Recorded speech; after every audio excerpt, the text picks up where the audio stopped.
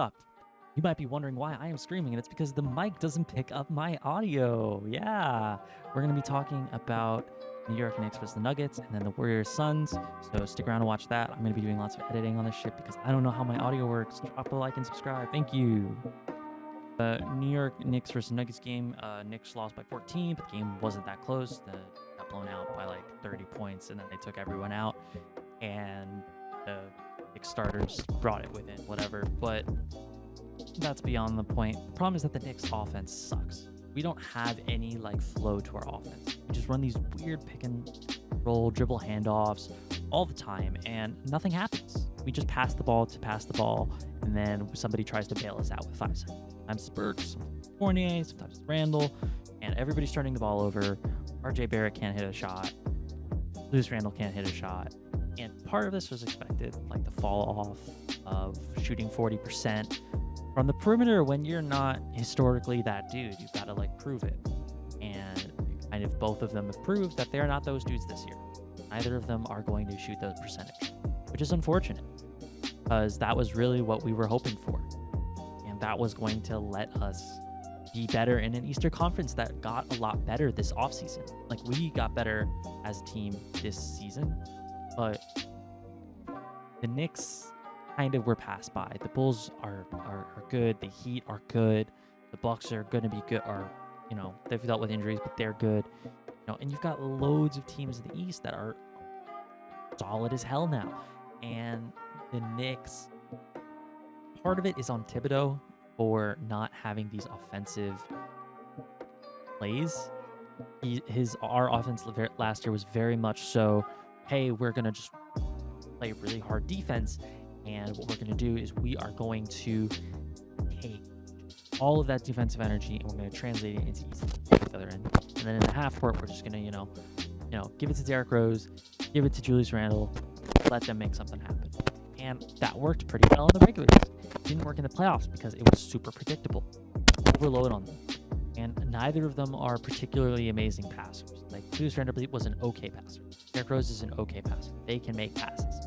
They are not, you know, one of those pick and roll guards that are going to, or pick and roll players, I should say, that are going to shred the game.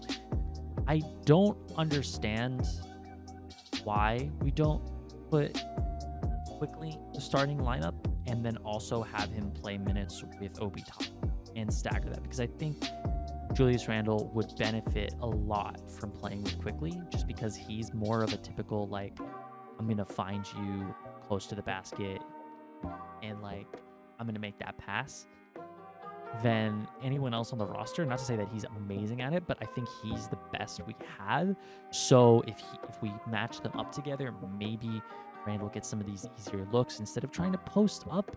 You know, Will Barton, you know, 2 feet in front of the 3-point line. Like, what? Like, I understand that's a mismatch, but like, it's just gonna wear up and he's gonna make it hard for you, and then people are gonna shade over and they have tons of time to react and help you. That mismatch is not something you should be hunting. 24 feet from the basket, like, who cares? Who cares? Stop doing that. And it's frustrating.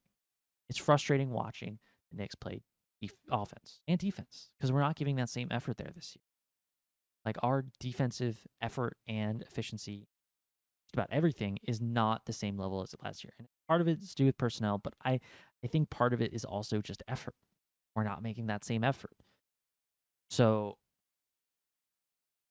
as much as I don't want to say that it's Thibodeau, I think Thibodeau needs to realize that he needs to draw up some offense sets. Because and I know we're not going to be like the Warriors. We're not going to run those offensive, you know, whatever sets. We don't have Steph Curry. We don't need Steph Curry. I mean, Steph Curry would be nice, but, you know, we just need some kind of offensive identity. And Julius Randle taking contested fadeaway jumpers is not our identity. Well, it might be our identity, but it shouldn't be. I ain't got much more to say about this. We decide to turn over the ball like 40 times a game and make a bunch of contested 3-pointers. Like, we're not going to win the game. It doesn't matter if the Nuggets are missing their second and third best player. It doesn't matter if they're missing their fourth, fifth, and sixth best player. We're going to lose those games as long as we play like the way we're playing. Moving on to the Suns-Warriors game. This game didn't really tell us as much as I had hoped it would tell us. I think the Suns are a slightly better team after watching the second game. Steph, again, didn't have a great game. He played well. He had a good game. 23 points. 23, 5, 6 3-pointers made. Like 3 assists or something. I don't remember how many assists he had. He had a good game, but he didn't have that MVP type game. And the Suns lost this game when Chris Paul went out in the third quarter. They rested him in the third quarter, and like the offense of the Phoenix Suns fell off the face of the earth. I mean, normally that would be fixed with Devin Booker. Although I feel like the Warriors defense would be much better suited to defending Booker as opposed to Chris Paul, because Chris Paul and the DeAndre Ayton, those two were just running pick and rolls, and Ayton was just getting all these baby hooks. Like Chris Paul was just finding him, and he was a mismatch, or no one could do anything with him. Draymond did his best, but he wasn't really bothering the shot. And if anything, this kind of more confirmed me what I saw in the last game, that DeAndre Ayton is a problem, and that just Warriors need to figure something out for him. Whether that means getting someone at the deadline, or maybe getting like another big, because Looney could not do anything with him. And Looney's a pretty good defensive player. He could not do anything to Draymond, nothing to Ayton. Bielitsa did all right later on in the game, and that was kind of when the Warriors found their stride, when they were running this Otto Porter, Bielitsa, Gary Payton, Steph, and I think it was Poole. It might have been Wiggins, I don't remember, but they basically just had like 5 people who could shoot the ball on the floor, and just kind of decided like, hey, Bielitsa, just like play as rough with Ayton as you can. And I think he blocked him at like a couple times, and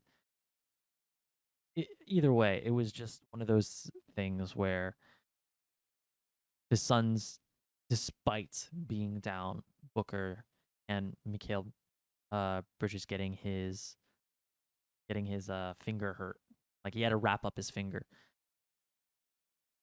they still just looked like a better team, even when they weren't scoring at all. They looked super athletic, and their defense was really solid.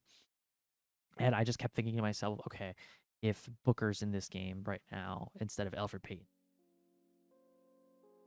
are the Warriors blowing them out? And I couldn't really say it. Couldn't say that. I didn't think it.